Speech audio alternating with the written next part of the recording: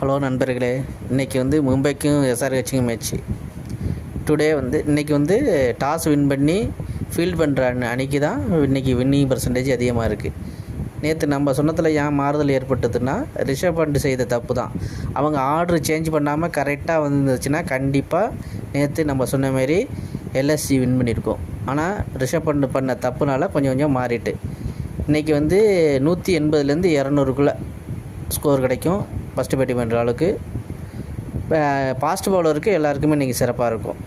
என்னோடய ப்ரிடிக்ஷன் படி ரெண்டு அணியுமே 50-50% இருக்குது. இருந்தாலும் மும்பை கொஞ்சோண்டு எட்ஜ் எடுத்து மும்பை வின் பண்ணுறதுக்கான சான்ஸ் இருக்குது.